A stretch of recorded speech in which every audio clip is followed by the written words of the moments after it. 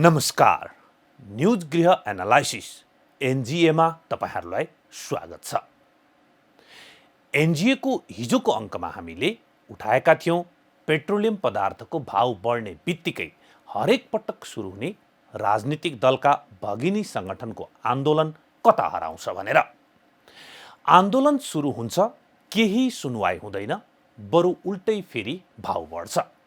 यस्तो नाटकीय आन्दोलनको के काम भनेर हामीले प्रश्न उठाएका थियौं। आज हामी तपाईलाई बताउँछौं यो आन्दोलन किन नाटकीय हुन्छ भनेर।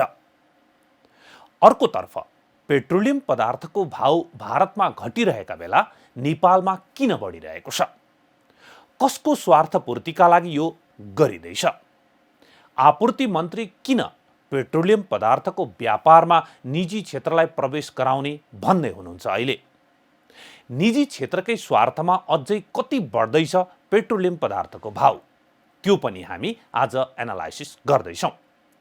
यसैगरी एनालाइसिस गर्नेछौं यी सबै कुराहरू कसलाई थाहा छ र उनीहरू किन बोल्दैनन्।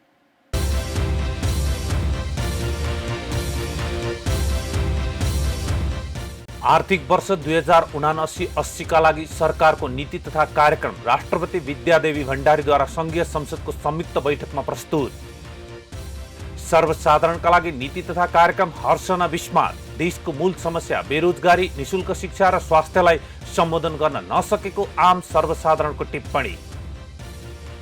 भारतसँग इन्धन किनेर रुस युक्रेन युद्धको कुरा गर्नु गलत। भातृ संगठनको आन्दोलन कमिसनका लागि मात्र, व्यापारिक स्वार्थका लागि निजीकरणको कुरा गरिँदै उपभोक्ताको रहेन सरकार। काठमाडौँ महानगरपालिकाको मेयरमा बालेन्द्र शाहको जित सुनिश्चित हुँदै गएपछि मतगणना स्थलमा समर्थकको भिड बढ्दै। भरतपुरमा रेणु दाहाल र पोखरामा धनराज आचार्य विजयी। जेठ 22 गतेबाट हुने मिति तोकिएको 9औं राष्ट्रिय खेलकुद सर्यो। नयाँ मिति असोज 28 गतेदेखि कार्तिक 3 गतेसम्म। र कोभिड नियन्त्रण गर्न भारत सफल र चीन असफल भएको अमेरिकी राष्ट्रपति जो बाइडेनको टिप्पणी। भारत लोकतान्त्रिक मुलुक भएकाले सफल भएको भनाई। सरकारको नीति तथा कार्यक्रम आएको छ। के नीति तथा कार्यक्रमले एउटा भोको नेपाली, एउटा बेरोजगारी नेपाली, एउटा उपचार नपाएर छटपटाइरहेको नेपालीलाई छुन्छ? अहिलेसम्मको नीति तथा कार्यक्रमलाई एउटा साधारण नेपालीले यसो गरिनेछ र उसो गरिनेछ भन्ने खालको आश्वासनको भाषण मात्र बुझेको छ र लगभग यसपालिको नीति तथा कार्यक्रम पनि उसका लागि त्यस्तै छ। हुन त यहाँ तर्क के गर्न सकिन्छ भने नीति तथा कार्यक्रम भनेको सैद्धान्तिक विषय हो, त्यसकारण यो सबैले बुझ्ने विषय होइन।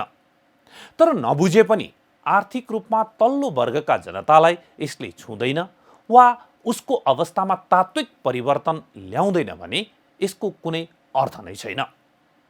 विगत लामो समयदेखि हरेक वर्ष आउने नीति तथा कार्यक्रमको अवस्था उस्तै छ र यही आधारमा भन्न सकिन्छ कि यसको परिणाम पनि उस्तै हुनेछ। किनकि यही नीति तथा कार्यक्रमका आधारमा निर्माण हुने बजेट खर्चको अवस्थाले पनि यही कुरालाई इङ्गित गर्दछ। चालु आर्थिक वर्षकै कुरा गरौँ न, विकास बजेटको 30% को हाराहारीको बजेट मात्र खर्च भएको छ। अनि त्यही गरिब जनताको आर्थिक स्तर उकास्न सञ्चालन गरिने विकास बजेटको अवस्था यस्तो भएपछि परिणाम कस्तो होला? यसलाई कुनै पनि सरकारले गम्भीरतापूर्वक लिएको पनि पाइँदैन, किनकि हरेक वर्ष अवस्था उस्तै छ। यसै पालिको नयाँ बजेट बनाउँदा पनि पुरानो बजेटको अवस्था किन त्यस्तो रह्यो र आउने आर्थिक वर्षमा त्यसो हुन नदिन के गर्ने भनेर कतै छलफल भयो त? न विगतमा भयो न यसपालि नै भएको छ। विगतमा यस्तो छलफल भएको भए अहिले 30% को हाराहारीमा मात्र बजेट खर्च भयो भनेर आवाज उठाउनु पर्ने नै थिएन, किनकि समयमै बजेट ठिक ठाउँमा खर्च भइसकेको हुने थियो। नीति तथा कार्यक्रम र बजेट सफल भएको एउटा मात्र क्षेत्र छ, त्यो भनेको बजेटका कुरा पहिल्यै चुहाएर सीमित वर्ग, उद्योगी, व्यापारी लगायतलाई फाइदा दिन ल्याइएको प्रावधान, त्यो भने 100% कार्यान्वयनमा आएको छ।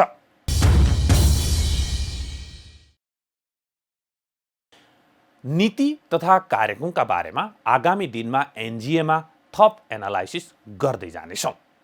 आज भने लागौँ पेट्रोलियम पदार्थमा भइरहेको ब्रह्मलुटको विषयमा। तपाईहरूलाई जानकारी गराउँ, अहिले पेट्रोलियम पदार्थको भाउ घट्ने बेला हो, तर पनि बढिरहेको छ। किन? नेपाल ऑयल निगमले हरेक पटक भाउ बढेको विज्ञप्ति जारी गर्दा रुस युक्रेन युद्ध भन्ने गरेको छ, तर यथार्थ त्यो हुँदै होइन। रुस युक्रेन युद्ध चलिरहेका बेला भारतमा भाउ घट्ने, नेपालमा बढ्ने, त्यो कसरी हुन्छ? पेट्रोलियम पदार्थमा रुस युक्रेन युद्धको नेपालमा कुनै असर नै नपर्ने अर्को कारण हो हामी भारतको रक्सोलको मूल्यमा किन्छौँ। त्यो पनि कसरी, हामी आजकै कार्यक्रममा बताउनेछौँ।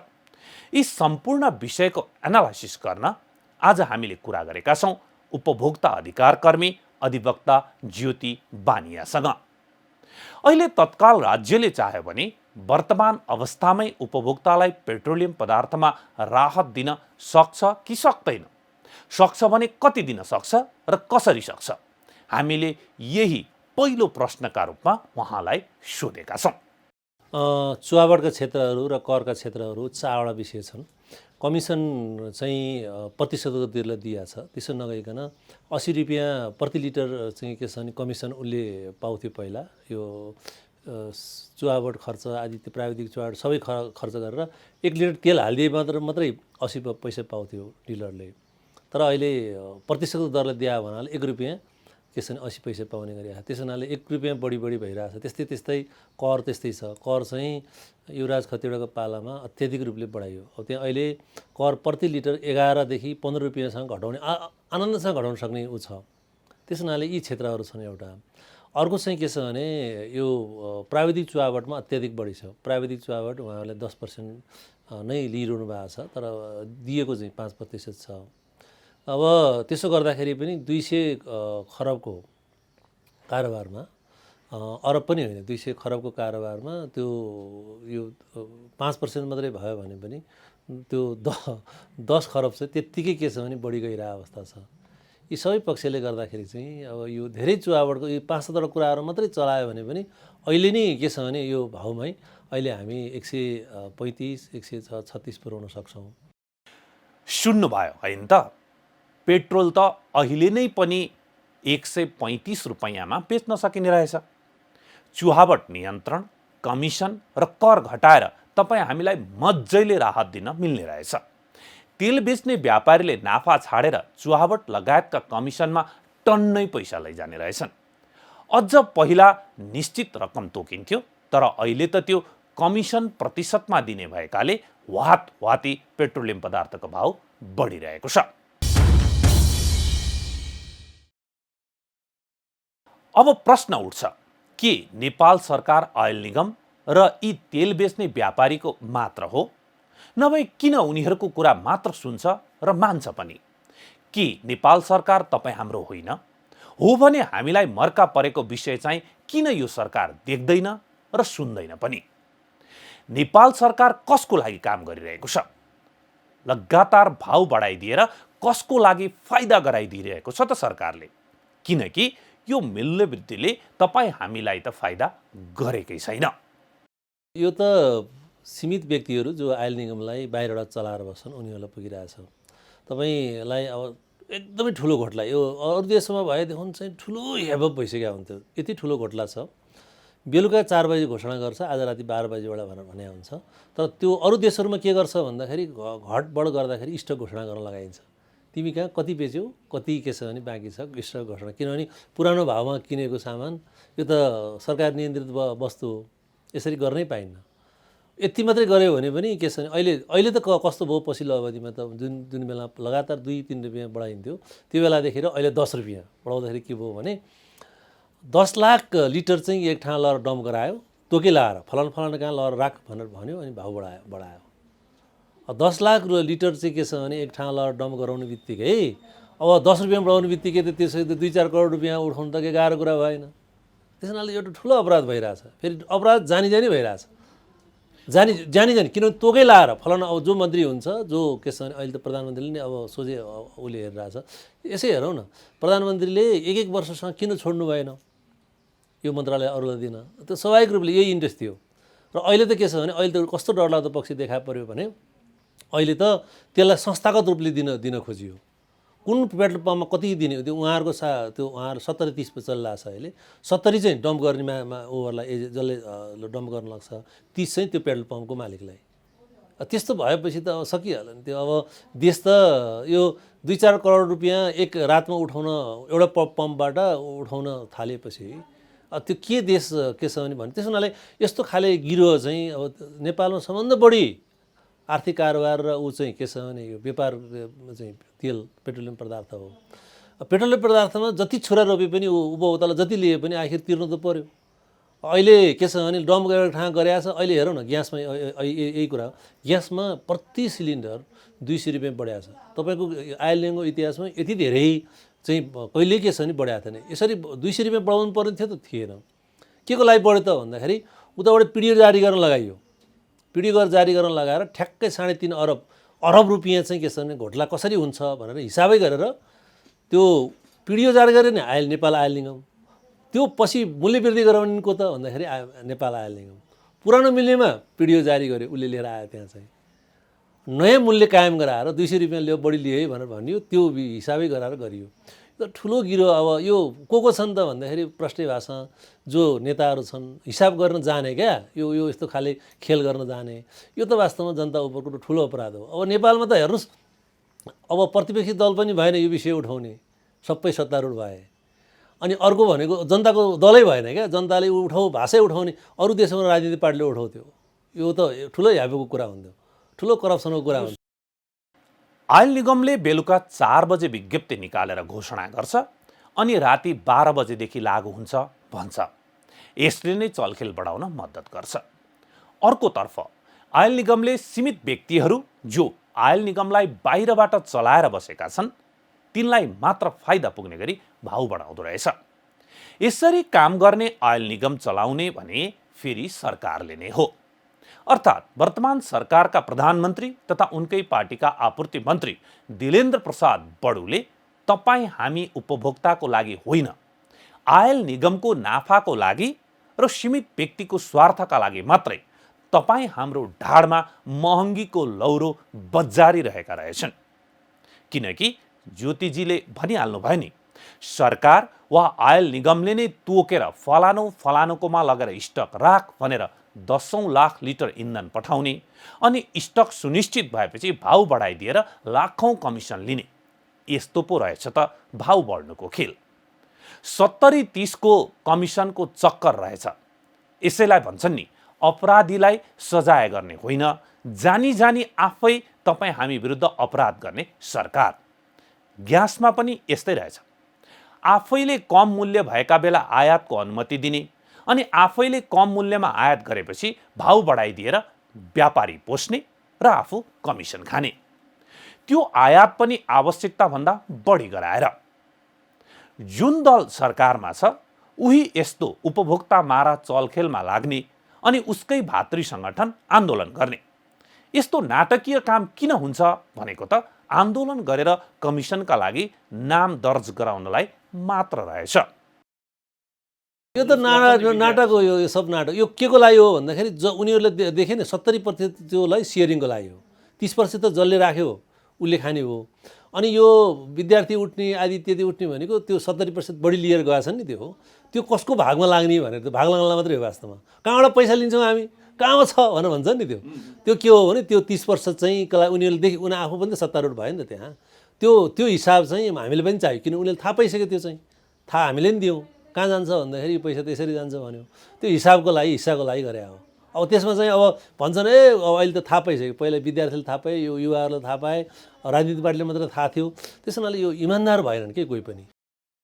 अब अर्को कुरा, नेपाल आयल निगमले विज्ञप्ति जारी गर्दा जहिले पनि रुस युक्रेन युद्धका कारण भाउ बढाउनु परेको भनेर लेखेको हुन्छ। के यसमा सत्यता छ त? हामीले पटक पटक प्रश्न उठाएका थियौँ। आज भने ज्योतिजीसँग यसको जवाफ लिएर आएका छौँ। यो त्यो ठुलो बेमानी भइरहेको छ। दुईवटा फेरि आयो। तपाईँले एउटा पनि भनेपछि दुईवटा फेज आयो नेपालमा। पूर्णबहादुर खड्का आपूर्ति मन्त्री हुनुहुन्थ्यो। त्योभन्दा पहिला चाहिँ नेपालले अन्तर्राष्ट्रिय क्षेत्रबाट चाहिँ के छ भने खरिद गरेर लिएर आउँथ्यो। क्रुड लिएर आउँथ्यो र अनि कतै रिफाइन गर्न दिन्थ्यो लिएर आउँथ्यो। पूर्णबहादुर खड्का मन्त्री हुँदाखेरि चाहिँ उहाँले के गर्नुभयो भन्दा नेपालमा तेल चाहिँ आइओसीबाट अन्त किन्न नपाउने, आइओसीले पनि दिनुपर्ने र त्यो पनि फिनिस ओइल चाहिँ दिनुपर्ने, त्यो पनि रक्सलको भावमा दिनुपर्ने गरी उहाँले समझौता गर्नुभयो। नेपालको बजार भनेको रक्सलबाट भन्दा बाहिर छँदै छैन। रक्सलको बजार हामीले समझौता गर्ने हगि, अनि समझौता त्यसरी गर्ने राज्यले क्याबिनेटबाट उहाँ उता के छ भने आइओसीसँग गएर क्याबिनेट छिराएर ल्याउने, अनि गफ गर्ने चाहिँ के छ भने अहिले त्यो पनि के 49 सालको कुरा हो। त्यो चाहिँ 49 सालको जुन बेला आपूर्ति मन्त्री पूर्णबहादुर खड्का अहिले आएर यो रुस युक्रेनको कुरा गरेर हुन्छ। हाम्रो बजार भनेको त रक्सल हो, रक्सलभन्दा अरू समझौताको आधार भन्ने हो भने अब रह्यो त्यो बेमानी हो। त्योभन्दा डरलाग्दो बेमानी मातृका यादवले गर्नुभयो। मातृका यादवले के गर्नुभयो भन्दा आइओसीको शाखाको रूपमा चाहिँ नेपाल आयल निगमलाई यो के छ भने समझौता गराइदिनु भयो। अहिले तपाईँले यो भने विजयजी धेरै कम मान्छेलाई थाहा छ आइओसीको कार्यालय अहिले कहाँ हो भन्दाखेरि यो डिप्युटी सिओ आएर नेपाल आयल निगम अफिसमा आएर बसिया छ आइओसीको। अब भनेपछि त्यो दुईटा वास्तवमा त्यो पूर्णबहादुर खड्काले त्यो बेला अब अन्तर्राष्ट्रिय क्षेत्रमा अब सधैँ क्रुड ओइल बोकाएर लिएर आएर म गर्न सक्दिनँ, एक्सेस छैन भनेर सद्नियतले गर्नुभयो होला। त्यो ठुलो अपराध त के छ भने आइओसीको शाखा कायम गर्ने मातृका महोदयहरूले गरे क्या, त्यसमा चाहिँ गरे। त्यो एकदमै डरलाग्दो कुरा थियो। अब हामी पेट्रोलियम क्षेत्रमा कतै जानै सक्दैनौँ। रक्सौलको बजार भाउसँग मिल्ने गरी सम्झौता गर्ने अनि रुस र युक्रेन युद्ध देखाउने बडो गजब छ नेपाल सरकार र आयल निगमको कुरा। नेपाली काङ्ग्रेसका तत्कालीन आपूर्ति मन्त्री पूर्णबहादुर खड्काले नेपाल होइन भारतको हितमा निर्णय गराउँदै नेपालले भारतीय ओयल कर्पोरेसनसँग मात्र तेल किन्न पाउने व्यवस्था गराएर 2049 सालमै ठुलो बेइमानी गर्नुभएको रहेछ देशलाई अनि तपाईँ हामीलाई पनि। अर्कोतर्फ मातृका यादवले त त्योभन्दा ठुलो ब्लन्डर गरेर नेपाल ओयल निगमलाई भारतीय ओयल कर्पोरेसनको शाखामा परिणत गरिदिनु भएछ। सुन्नुभयो नि अधिकार कर्मी ज्योति बानियाको कुरा। अहिले त नेपाल ओयल निगमको कार्यालयमा भारतीय ओयल कर्पोरेसनका डेपुटी सिइओ नै आएर बसेका रहेछन्। यो हदसम्मको नेपाली जनतामाथिको खेलबाड के अब चुप लागेर हेरेर बस्ने? कि दलहरूको काम हो आन्दोलन गर्ने, भाउ बढेको विरुद्ध आन्दोलन गरिरहेका छन् भनेर त्यो कमिसन खाने नाटकीय आन्दोलनमै चित्त बुझाउने?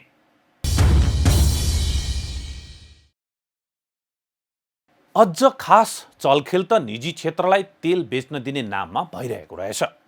हामी चाहिँ निजी क्षेत्रले बेच्यो भने प्रतिस्पर्धाका आधारमा सस्तोमा तेल किन्न पाइएला भनेर सोच्ने, अनि सरकार चाहिँ भाउ बढाइदिएर निजी क्षेत्रलाई पोस्न खोज्ने। 123 रुपैयाँमा तेल पाउँदा निजी क्षेत्रलाई 180मा बेच्न मिल्ने गरी ओयल निगम नै अगाडि बढेपछि त निजी क्षेत्रलाई नै पोसेको देखियो नि। आइओसीको त ल्याउने, तर कसले ल्याउने त? आयल निगमले मात्र ल्याउने कि अरूले ल्याउने भन्दाखेरि तपाईँले भन्नु म त्यही आयोगमा बसेर काम गरे मान्छे भएको हुनाले हो। अब म प्रतिभा राणा यो के छ भने हरिरोगका अनि प्लस चाहिँ के छ भने यो भीमा आचार्यको अध्यक्षतामा बसेको एउटा समिति थियो। त्यसले हामीले 6 महिना काम गऱ्यौँ। त्यो धेरै काम वास्तवमा गरिरहेको छ, गर्व पनि लाग्छ। त्यसले के गर्यो भने त्यो अलिकति बढी पुज्या हुनाले त्यो पछि गएर के भइदियो यो भने त्योभन्दा अगाडि उनीहरूले 17 फर्म र वाणिज्य विभागबाट यो आयल ल्याउने यो तेल ल्याउने फर्महरू के छ भने तयार गरिसकेका थिए। त्यो कहाँबाट ल्याउने त भन्दा बजार नेपालमा पेट्रोलियम कारोबार गर्ने भनेको त अब आइओसी नै हो, अरू चाहिँ पनि छैनन्। तर कसले लिएर आउनु त? त्यो कसले ल्याएर वितरण गर्नु त? 17 फर्महरू तयार भइसकेको अवस्था थियो, काम गर्न पनि दिइसकेका थियो। तपाईँलाई सम्झना छ त्यो पहिला 123 रुपियाँ नेपाल आयल कर्पोरेसनलाई प्रति लिटर पेट्रोल बेच्दाखेरि उसले कति कारोबार गर्न दियो भन्दा 180 रुपियाँ दियो। अनि 180 रुपियाँले अनि उसले त्यो विराट पेट्रोल भन्ने थियो 17 मध्येमा, त्यो एउटा अहिले पनि छ, उसलाई दिएपछि 180 रुपियाँ बेच्यो। र त्यो विराट पेट्रोलले के गर्यो भन्दाखेरि ल पर्ता पर्ने हो भने त 180 बेच्नुपर्छ भनेर आयल निगम कर्मचारीलाई उचाल्यो। उसले फेरि 180 कायम गर्नुपर्छ, 180 कायम गर्नुपर्छ भनेर भन्यो। र उसले के हो भने आयल निगम कर्मचारी पनि अब 180 बेच्यो भने त नाफा हुने भयो। नाफाको लागि त्यति गर्यो। 180 रुपियाँ चाहिँ जब बेच्न थालेपछि चाहिँ यो त साह्रै हेभेप भयो। र आयल निगम पनि 180मा लाने कि भन्ने कुरा कर्मचारीको दबावले अब लाग्यो। किनभने लगानी चाहिँ कसले गरिरहेको थियो भन्दा विराट पेट्रोल लगायतले गरिरहेको अवस्था थियो। अनि मेरो म आबद्ध रहेको उपभोक्ता संरक्षण मन्त्रीले मुद्दा दियो। मुद्दा पनि अब सरकारले नै सपोर्ट गर्यो, किनभने यो उसलाई पनि बेठिक भइसकेको अवस्था थियो। अनि त्यसपछि गएर चाहिँ सरकारले पनि सपोर्ट गरिसकेपछि चाहिँ मुद्दा स्टे अर्डर भयो र अहिलेसम्म रोकिरहेको अवस्था छ। अब गर्न खोजियो के भने फ्ल्यासब्याक गरेर अहिले चाहिँ के छ भने 10-11 वर्ष पछाडि त्यही 17-18 फर्मलाई दिएपछि चाहिँ अब कालो धन नेपालमा खुल्ला छ। त्यो कालो धन ल्याएर के छ भने त्यो कालो उसा गर्ने र त्यसको लागि सहयोगी के हो भन्दाखेरि दुईवटा यो सरकारले बोन्ड चाहिँ दुईवटा गरे जस्तो लाग्छ। एउटा ती फर्महरूलाई जो पहिले दर्ता भएर बसिया छन् ती फर्महरूलाई कारोबार गर्न दिने, त्यसको लागि एउटा कार्यविधि ठिक पारेर बसिया छ कुनै पनि समयमा गर्ने, अनि त्यो कालो धन व्यवस्थापन गर्ने।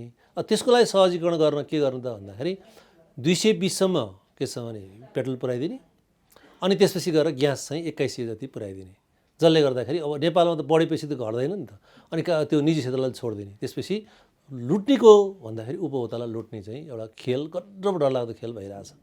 दुर्भाग्य राजनीतिक पार्टीहरूलाई यो विषय थाहा छ, सबैलाई थाहा छ, किनभने उनीहरूको सरकार यहाँभन्दा पहिलाको सरकार पनि अब म प्रष्ट भाषा केपी ओलीको सरकार यही कारणले गएको हो, धेरै मध्येमा एउटा कारण पनि हो। थाहा भएर पनि बोल्दैनन् क्या, किनभने जनताको पक्षमा लाग्नुपर्ने हुन्थ्यो उनीहरू, जनता पक्षमा लागेनन्। हजुर कसको पक्षमा लागे उनीहरू भने ती गलत काम गर्ने मान्छेहरूकै पछि लागे। हामीलाई चाहिँ के छ भने सम्बन्ध चित्त दुखाइ त्यसमा छ। निजी क्षेत्रलाई बेच्न दिएर उपभोक्ताकै ढाड सेक्ने काम हुन खोज्दा अदालतले रोकेपछि अहिले फेरि नयाँ सिराबाट त्यही चलखेल सुरु भएको रहेछ। त्यही भएर भाउ घट्ने बेलामा पनि बढाउँदै लगिएको रहेछ। अझ ज्योतिजीको भनाइअनुसार त कालो धनलाई व्यवस्थापन गर्न पो चलखेल गरेर व्यापारीको फाइदामा पेट्रोल 220 जति पुर्याइ दिने र ग्यास पनि 2100 पुर्याएर उपभोक्ता मार्ने खेल पो भइरहेको रहेछ। अनि यो कुरा दलहरूलाई पनि थाहा रहेछ, तर सबै दल तै चुप मै चुप, व्यापारी दङ्ग। प्रष्टै भयो नि सरकार कसको रहेछ। यसकारण निजी क्षेत्रलाई समावेश गराउने कुरा डिजाइन मात्र रहेछ। अब निजीकरणमा जुन बोले निजी क्षेत्रलाई यो संलग्न गराउने भन्ने कुरा हो, यो डिजाइन हो। डिजाइन के हो भन्दा दुईवटा काम भइरहेछ अहिले, प्यारलली 3टा काम भइरहेछ। बाहिरबाट ल्याएको जुन स्रोत नखोलाउने कालो धनलाई कहाँ व्यवस्थापन गर्ने भन्ने थियो, त्यो व्यवस्थापनको लागि बोल्नु भएको हो। अर्को उहाँको 2टा टास्क छ, एउटा चाहिँ भाउ वृद्धि गराएर निजी क्षेत्रलाई सहिलो बनाउनु पर्ने छ, त्यो एउटा त्यो उसै छ। अनि अर्को चाहिँ त्यो पुरानो कार्यविधिलाई अलिक रिभाइज गरेर निजी क्षेत्रलाई छोडिदिएर अहिले निगमलाई चाहिँ के छ भने अब यो गलत रूपले चाहिँ जानलाई एउटा गर्न खोजिँदैछ। यो डिजाइनबाट भएको। अब मान्छे चाहिँ असल हो, तर अब के लाग्छ उहाँ पनि अब एक्लै परेर डिजाइनमा फसेपछि अब त यो त हेर्नुहोस्, अब सबभन्दा बढी ठुलो कारोबार पेट्रोलियम पदार्थमा हो र पेट्रोल पदार्थमा चाहिँ ठुलो उपभोक्ता लुटको र राज्यको लुटको ठुलो राज्यको लुट पनि छ। यसमा चाहिँ राज्यमाथिको के छ भने लुट पनि छ। र अहिले चाहिँ के छ भने यो सानो कुरा होइन, खरब 2.5 खरब रुपियाँको वार्षिक कारोबार छ। त्यो खरबलाई अब ट्रान्जेक्सन बनाएर 4 खरब चाहिँ जनताबाट लिने कुरा छ। अब त के आयो भने कुनै समय यस्तो बेला आउँछ जसले कमाएको मैले 40%, 50%, 70% कहाँ तिर्नुपर्ने भने तेलमा तिर्नुपर्ने अवस्था आउँछ क्या। त्यसकारण हरेक नेपाली जनता बोल्नु पर्यो नि। यो त हेर्नुहोस्, अब यो राजनीति म त के लाग्थ्यो भने यत्रो अपराध हुँदैछ, राजनीतिक पार्टीले थाहा छ यिनीहरू बोल्लान् भनेको, त्यो प्रतिपक्षी दल भनिएको छ। आजको मितिसँग एउटा प्रेस रिलिज जारी गर्दैन, बरु एउटा पार्टीले गरेको वास्तवमा, तर यो त ठुलो अपराध हुँदैछ। सरकार उपभोक्ताको भएन, ओइल निगम र व्यापारीको मात्र भयो।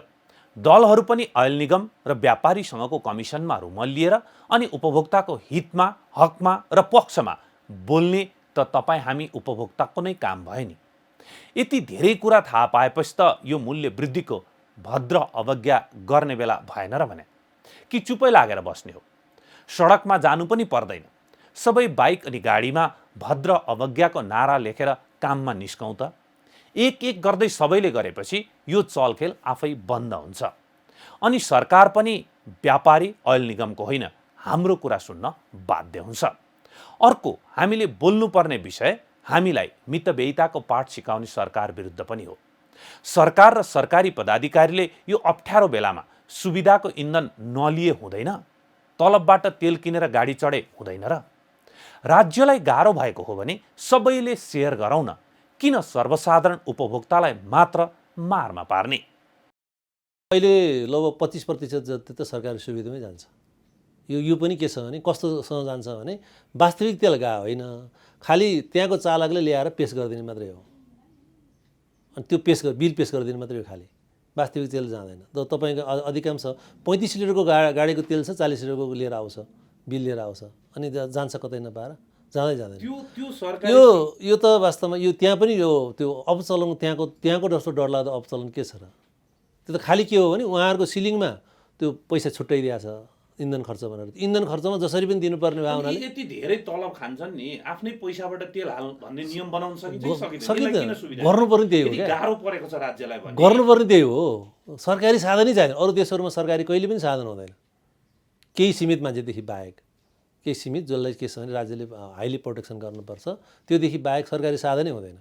किन तलब भत्ता के को लागि दिए हो? उसको सुविधाको लागि, यातायात खर्च दिनुपर्ने हुन्छ। त्यो त यो हामीले त बढी प्रिभिलेज दिइरहेछौँ क्या, देशै गलत बाटोमा लगिरहेछौँ।